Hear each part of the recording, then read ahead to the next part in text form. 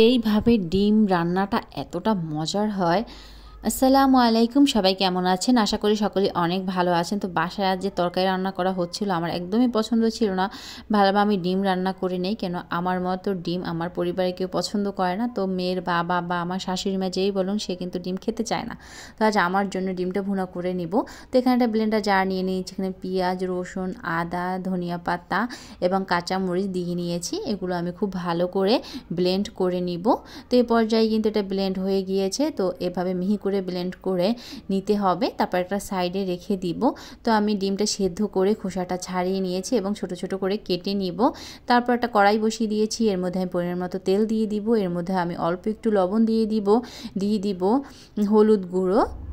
তারপর তেলের সাথে হলুদটা খুব ভালোভাবে মিক্স করে নিব। তারপর আমি যে ডিমটা কেটে রেখেছিলাম সেই ডিমগুলো খুব ভালোভাবে ভেজে নিব তেলের মধ্যে।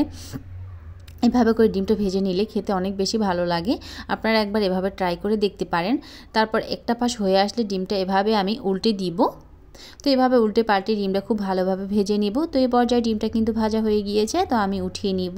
তারপর আমি চুলায় একটা কড়াই বসিয়ে দিয়েছি। তো যে তেলে আমি ডিমটা ভেজেছিলাম সেই তেলটা কড়াইয়ের ভিতরে দিয়ে দিব। তো এখানে আমার তেলটা কম মনে হচ্ছে, আমি আরও অল্প একটু তেল দিয়ে দিচ্ছি। তারপর যে মশলাটা আমি ব্লেন্ড করে রেখেছিলাম সেই মশলাটা এর মধ্যে দিয়ে দিব এবং খুব ভালোভাবে ভেজে নিব, যাতে পানি পানি ভাবটা না থাকে। যতক্ষণ পানি পানি ভাব থাকবে ততক্ষণ খুব ভালোভাবে মশলাটা ভেজে নিতে হবে। তো এই পর্যায়ে মশলাটা কিন্তু একদম ভালোভাবে ভাজা ভাজা হয়ে এসেছে, পানিটা একদম টেনে গিয়েছে। তারপর এখানে আমি দিয়ে দিয়েছি জিরার গুঁড়ো, দিয়ে দিব 1 চামচ মরিচ গুঁড়ো, দিয়ে দিব হলুদ গুঁড়ো। ঝাল ঝাল এই ডিম রান্নাটা খেতে অনেক বেশি মজা। আপনারা যারা ঝাল পছন্দ করেন আর যদি আমার মতো ডিম পছন্দ করে থাকেন তাহলে এভাবে ডিমটা রান্না করে দেখতে পারেন, আশা করি খেতে ভালো লাগবে। তারপর আমি সব কিছু ভেজে এর মধ্যে অল্প একটু পানি দিয়ে আবার একটু খুব ভালোভাবে ভেজে নিব। তো এই পর্যায়ে কিন্তু মশলা একটু ভাজা ভাজা হয়ে এসেছে। তো আমি এখন একটু লবণ দিয়ে দিব। লবণ দিয়েও আমি খুব ভালোভাবে সব কিছু মিশিয়ে নিব এবং মশলাটা খুব ভালোভাবে কষিয়ে নিব। মশলাটা যত ভালো কষানো হবে এই ঝোলটা খেতে তত বেশি ভালো লাগবে। আর এখানে আমি একটা কাঁচা টমেটো দিয়ে দিয়েছি।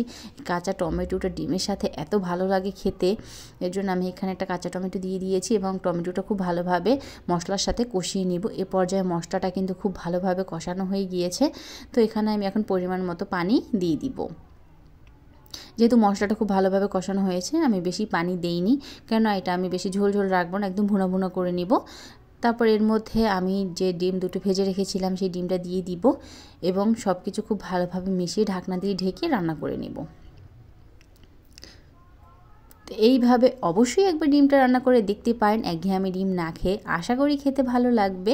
তো এই পর্যায়ে কিন্তু ডিমটা আমার প্রায় হয়ে গিয়েছে, দেখুন কালারটা একদম চেঞ্জ হয়ে গিয়েছে। তো এখন আমি চুলা থেকে ডিম নামিয়ে নিব। দেখুন এটা কালার কত সুন্দর হয়েছে। এটা দেখতে যেমন সুন্দর, খেতে তার থেকেও বেশি মজা। তো আমি গরম গরম ভাত নিয়ে নিয়েছিলাম। তো ডিমটা দিয়ে যখন ভাতটা আমি মুখে দিয়েছি আমার কাছে এত ভালো লেগেছে, আর টমেটো ছিল একটু টক টক লাগছিল, এত মজা লাগছিল। তো এভাবে অবশ্যই একবার আপনারা ট্রাই করে দেখবেন ডিমটা, আর আমাকে কমেন্ট করে জানাবেন খেতে কেমন হয়েছিল।